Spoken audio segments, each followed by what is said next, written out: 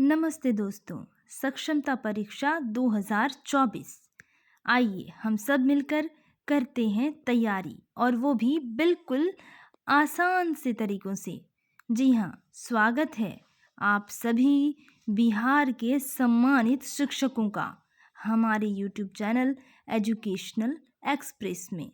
और यहाँ हम सब मिलकर तैयारी करेंगे सक्षमता परीक्षा की, वो भी बिल्कुल आसान से तरीकों से। जी हाँ, कुछ पीडीएफ के प्रश्न हैं जिन्हें मैं बार बार दोहराऊंगी और आप इसे बार बार सुनेंगे तो ये बिल्कुल आसानी से याद हो जाएगा। तो हमारा आज का पहला प्रश्न है, रतौंधी किस विटामिन की कमी से होती है?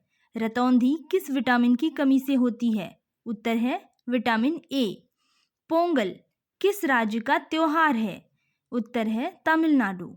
पोंगल किस राज्य का त्योहार है? उत्तर है तमिलनाडु। गिद्धा और भांगड़ा किस राज्य का लोक नृत्य है? उत्तर है पंजाब। गिद्धा और भांगड़ा किस राज्य का लोक नृत्य है? उत्तर है पंजाब। टेलीविजन का आविष्कार किसने किया? जॉन लोगी बेयर्ड ने। जॉन लोगी बेयर्ड ने। भारत की पहली महिला शासिका कौन थी? रजिया सुल्तान। भारत की पहली महिला शासिका रजिया सुल्तान। मछली किसकी सहायता से सांस लेती है? गलफड़ा। जी हाँ, मछली गलफड़ों की सहायता से सांस लेती है। तो एक बार फिर से दोहराते हैं, रतौंधी किस विटामिन की कमी से होती है? विटामिन ए की कमी से। पोंगल किस राज्य का त्योहार है? तमिलनाडु का त्योहार। आइए दोस्तों, कुछ और प्रश्न को हम देखते हैं और इन्हें भी हम याद करेंगे। बिहू किस राज्य का प्रसिद्ध त्योहार है? उत्तर है असम। बिहू असम का प्रसिद्ध त्योहार है। कौन सा विटामिन आंवले में प्रचुर मात्रा में मिलता है? Vitamin C. विटामिन सी आंवले में प्रचुर मात्रा में पाया जाता है। भारत का प्रथम गवर्नर जनरल कौन था? William Bentinck. भारत का प्रथम गवर्नर जनरल थे विलियम बेंटिक। कागज का आविष्कार किस देश में हुआ? कागज का आविष्कार चीन में हुआ। कागज का आविष्कार किस देश में हुआ? चीन में हुआ। गौतम बुद्ध का बचपन का नाम क्या था? गौतम बुद्ध के बचपन का नाम सिद्धार्थ था। उत्तर है सिद्धार्थ। भारत में सशस्त्र बलों को सर्वोच्च सेनापति कौन है? भारत में सशस्त्र बलों का सर्वोच्च सेनापति कौन है? उत्तर है राष्ट्रपति। बिहू किस राज्य का प्रसिद्ध त्योहार है? असम। कौन सा विटामिन आंवले में प्रचुर मात्रा में पाया जाता है? Vitamin C. Vitamin C. Bharat का प्रथम governor general William Bentinck. Bharat का प्रथम गवर्नर जनरल विलियम बेंटिक। कागज का आविष्कार किस देश में प्रथम हुआ? चीन में। और दोस्तों, अब हम कुछ और प्रश्नों को देखते हैं। किसी नेत्र का निकट बिंदु है 25 सेंटीमीटर। किसी नेत्र का निकट बिंदु है 25 सेंटीमीटर। विद्युत बल्ब का फिलामेंट होता है टंगस्टन का। लेंस की क्षमता का एसआई मात्रक होता है डायोप्टर। वास्तविक प्रतिबिंब की प्रकृति कैसी होती है? उल्टी।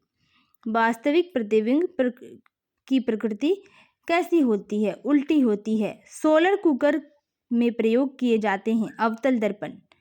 दर्पण की चौड़ाई को दर्पण का कहा जाता है द्वारक। दर्पण की चौड़ाई को दर्पण का द्वारक कहा जाता है। समतल दर्पण के द्वारा बना प्रतिबिंब कैसा होता है? काल्पनिक होता है। सामान्य मानव के नेत्र का दूर बिंदु होता है अनंत पर। मोटर गाड़ी के चालक के सामने लगा रहता है उत्तल दर्पण। मोटर गाड़ी के चालक के सामने लगा रहता है उत्तल दर्पण। पानी में डाली हुई छड़ी टेढ़ी क्यों दिखती है? अपवर्तन के कारण। पानी में डाली हुई छड़ी टेढ़ी दिखती है अपवर्तन के कारण। वास्तविक वस्तु का आभासी प्रतिबिंब बनता है समतल दर्पण से। रंग कौन है जिसका खतरे के सिग्नल में उपयोग किया जाता है? लाल रंग खतरे के सिग्नल में उपयोग किया जाता है लाल रंग का। आइए अब कुछ और प्रश्नों को देखते हैं। भगवान बुद्ध को ज्ञान की प्राप्ति कहाँ हुई थी? उत्तर है बोध गया। आर्य समाज की स्थापना किसने की? आर्य समाज की स्थापना किसने की? स्वामी दयानंद सरस्वती जी ने। आर्य समाज की स्थापना स्वामी दयानंद सरस्वती जी ने की। पंजाबी भाषा की लिपि कौन सी है? गुरुमुखी लिपि।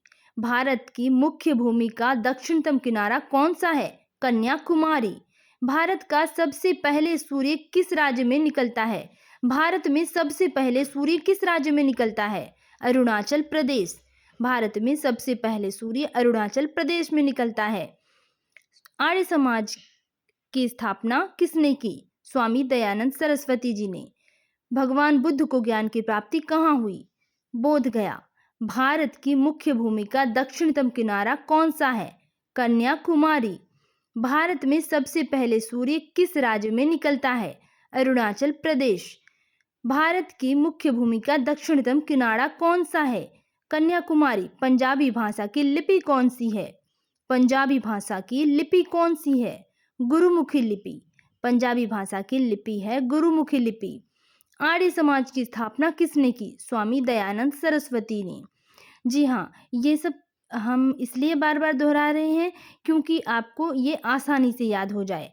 किसी भी चीज़ को अगर हम बार बार सुनेंगे तो वह स्वाभाविक रूप से हमारे दिमाग में बैठ जाएगा और ये सारी चीज़ें हमें याद होती चली जाएंगी।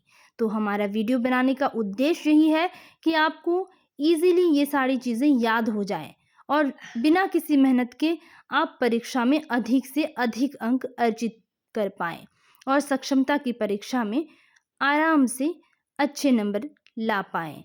तो दोस्तों, इसी तरह हमारे साथ जुड़े रहें और भी प्रश्नों के साथ हम हाजिर होंगे जल्द ही अपने इसी YouTube चैनल में, जिसका नाम है एजुकेशनल एक्सप्रेस। जी हाँ, एजुकेशन एक्सप्रेस में हम फिर से हाजिर होंगे कई वीडियोस को लेके, कई प्रश्नों को लेके और बिल्कुल आसान प्रश्न जिन्हें आप सुनकर ही याद कर सकें।